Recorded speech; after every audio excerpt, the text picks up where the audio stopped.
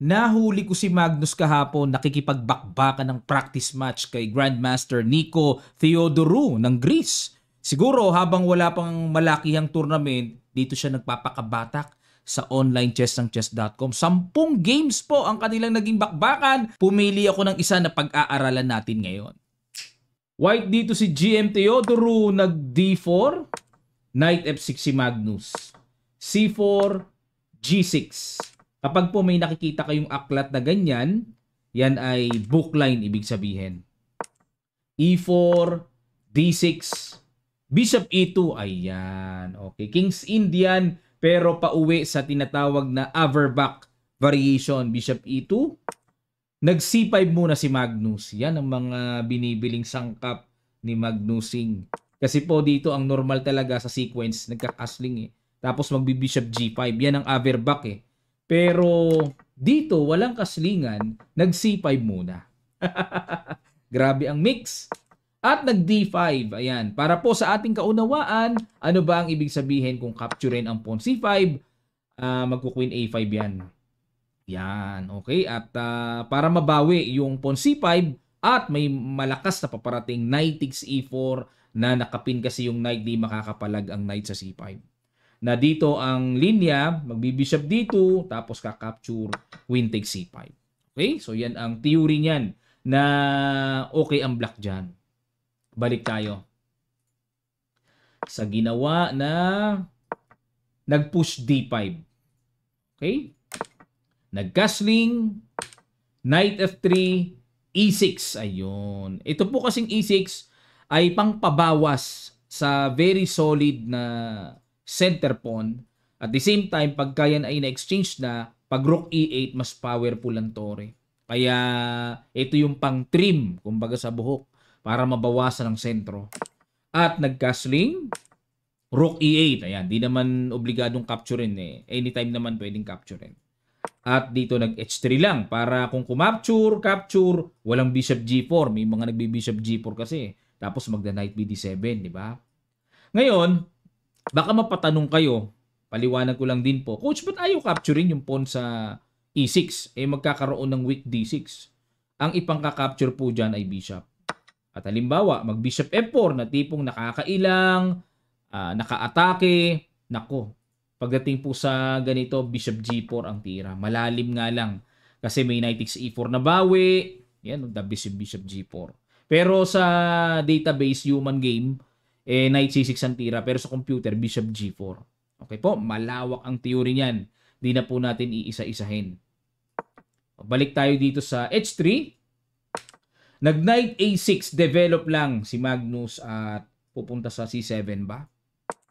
A3, ayan, tamang duda rin si Theodorou para walang knight B4. Ito pong si GM Theodorou.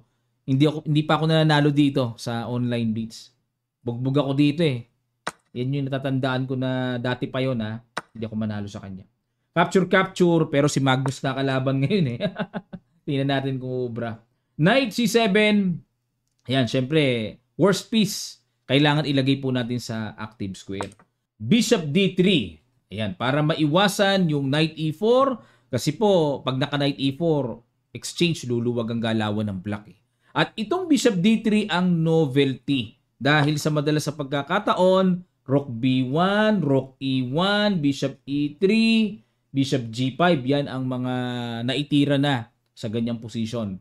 Ngayon pa lang, 2025, naganap ang Bishop D3. Okay.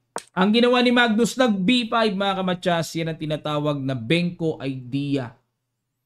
Yung nag-sacrifice ng B-pawn.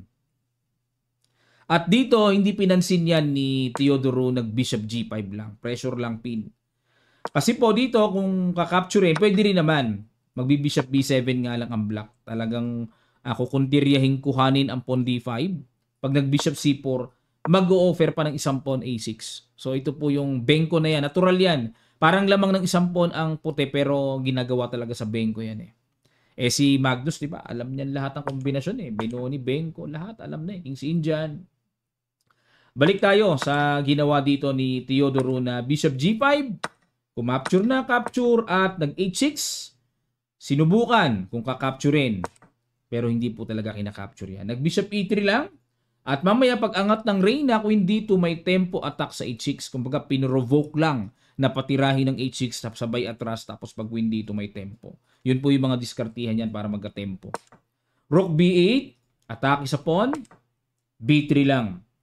Okay, para solid. Bishop A6, hamon sa bishop, Rook A2. Queen D7 at nag-Rook E1, King H7. Ayan. So, yan yung mga tirang parang tulog, silent, islog-islog. Pero yung King po ay may purpose yan kasi extra or additional support yan sa H6. Nag-Rook E2, yun pala purpose ng Rook A2, Rook E2, no?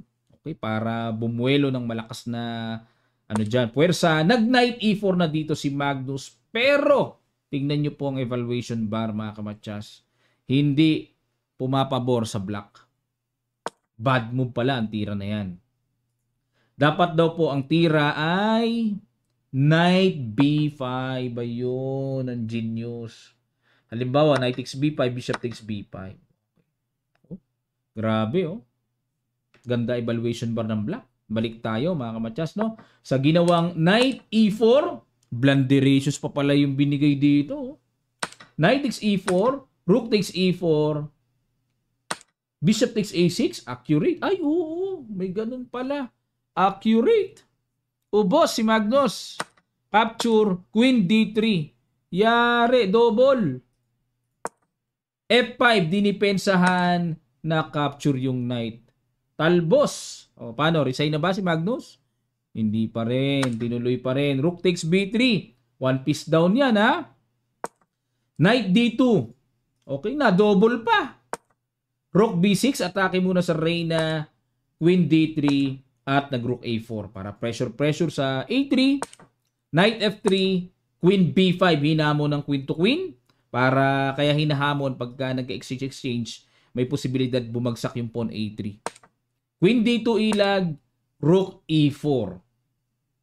Bakit po hindi kinapture?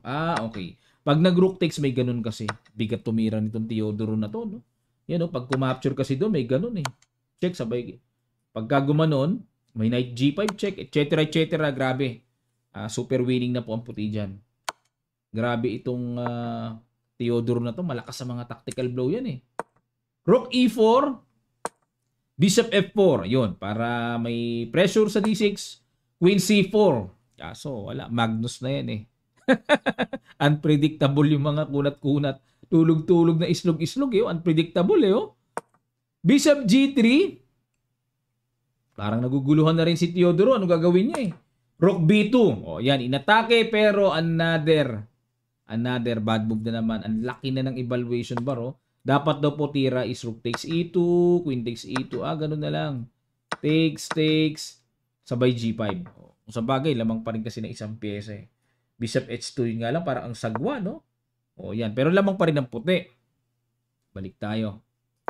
Ang ginawa kasi ni Magnus sa Rook B2, Rook takes E4, sumabay, capture, Queen F4. Ayun. Hindi pwedeng kumapture sa knight, nakapin, Queen takes D5, Rook takes E4. Grabe si Magnus, no? Kumbaga sa manok na natarian, nangingisay-ngisay pa. Na kapag nakachamba pa ng tari, nako, dali pa yung isa. Ayan. Rook B7. H4. Okay, mag-H5. Rook F7. Ayaw mag-resign ni Magnus. One piece down. C4. Grabe. Mag-C3 pa. Parang siya pa yung winning eh. Queen E1. C3. Talaga naman, Rook E2 para ma-stop ang progress. Nag-Queen D3. Ayaw paawat ni Magnus. Gusto niyang ipagpupush-push ang kanyang strong pass pawn at dito po nag-H5. So sa isip dito ni Teodoro na walang mangyayari kung hindi ko mabubuksan ang king na yan. So nag-H5. Pero ang accurate dito na binibigay, still winning pa rin for white, Rook E3. Queen C4 tapos Queen E2. Ang hirap lang talaga ma-realize, no? Ang hirap ma-realize yung mga ganyang, biro mo Rook E3 tapos yung mga islog-islog na ganon. Lalo na blitz lang ito, time control. So nag-H5, kinapture lang ni Magnus, Rook E3, Queen C4, Queen C1. Ayun, na bad mo ban. At ano plano? Pagku Queen C2 ba? Sinituhan lang eh. Pag C2 mga kamatyas, mabigat ang paparating. Bishop B2, paki-imagine nyo po. Capture din C1 Queen. Yan ang malakas na paparating. Pero kailangan dito resistance ng puti. Super accurate. Knight E1. Perfect move. Para pag nag-Bishop B2, hindi ubra, may Queen take C2. Check pa.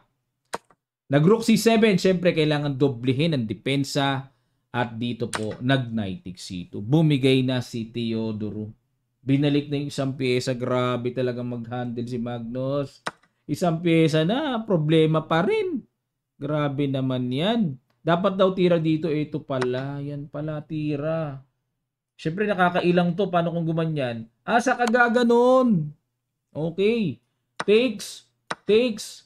Takes. Tapos Bishop E5. Slightly better for white lang mga kamatyas. Sabay Bishop C1. Okay?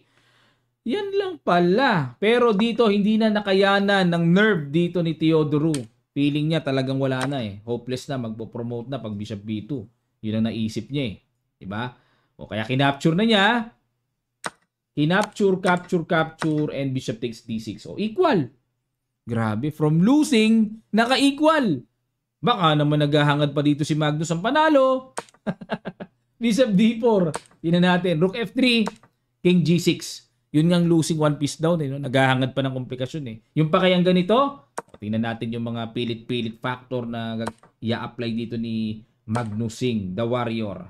Rook D3, Bishop C5, at nag-Bishop D6. Ayun. Bad move na naman si Teodoro. Dapat daw po is Rook C3 lang. Okay, Rook C3. Pero Bishop D6, bumigay kasi yung pawn eh.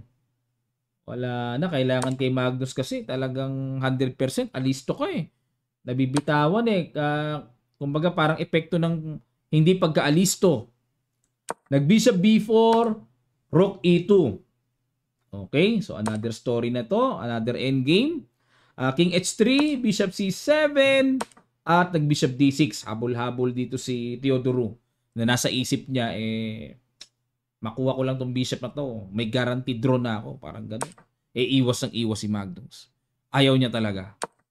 Bishop G3, Rook E6, Rook D5, Rook E4. Kung ako po talaga dito, baka kung ako, papayag na ako sa black ng table.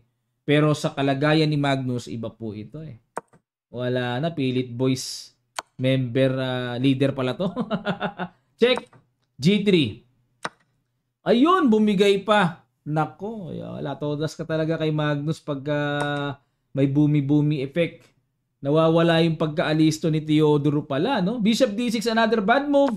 Dapat daw po is Bishop F4 para Rook D6 chekuha yun, mga ganun. Ano. Okay. Balik tayo sa Bishop D6, Rook A2. Nako, Salbahiski. May Rook Bishop G1, Rook H2 matchas. Bishop F4. Yun. Nako, may sundot sa ilalim. G4, obligado. Para makover ang H2 square. Check.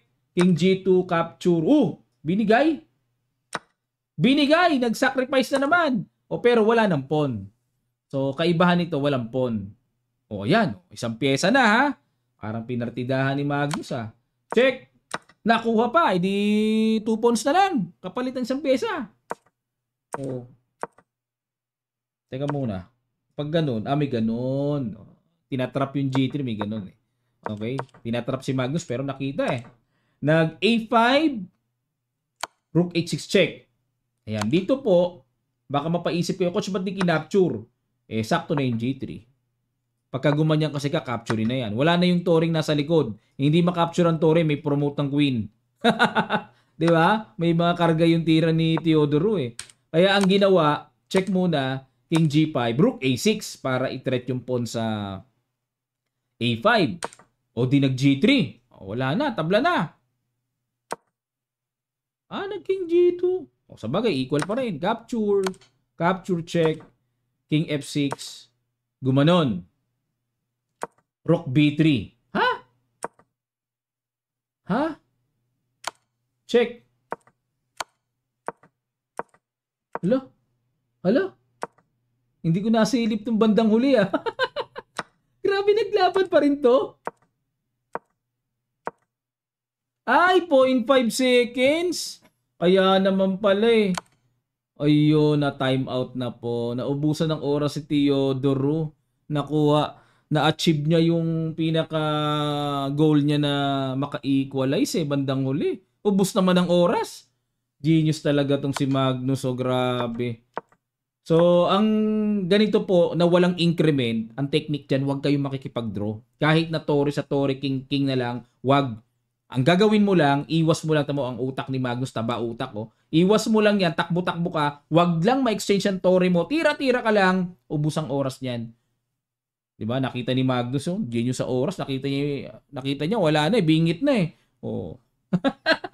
Dinaan sa oras. Sa 10 laban po ang score nila, isang beses lang nanalo si Teodoro.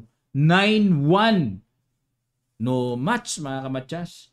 Grabe, pero swerte pa rin si Teodoro para makamatch mo si Magnus. Mapag-ukulang ka ng panahon. Siguro itong si Magnus, kung wala magawa sa bahay siguro, nakaganon lang sa kama or nakaupo lang, no? Laro-laro sa cellphone, baka nga cellphone lang ginamit niya eh. Nakipag-blitz match siya kay Teodoro. Grabe, no? Pero kamangha-mangha ang ating natutunan na one piece down, grabe po yung kanyang tinatawag na tenacious spirit or fighting spirit. No? Yung kahit losing ka, abilidad na lumalaban. 'Di ba? One piece down, sa iba-iba yung bigay na yung kay Teodoro, pero si Magnus, one piece down, may komplikasyon pa rin ina-apply. Pagkatindi talaga, oo. Naging Batanggenyo na tayo. Mga kamadya, sana po natuto kayo at ano pong obserbasyon nyo sa laban, lapag nyo lang po sa comment section below. At habang nagko-comment po kayo, nagla-like, laking tulong po yan sa promotion ng ating video. At sana po, lambing lang din kung merong mag-a-appear na isang ads, pwede nyo pong i-go lang kahit isa lang po. Tulong nyo na po yun sa channel natin. Maraming salamat, magkita-kita pa tayo sa mga susunod pang chess updates.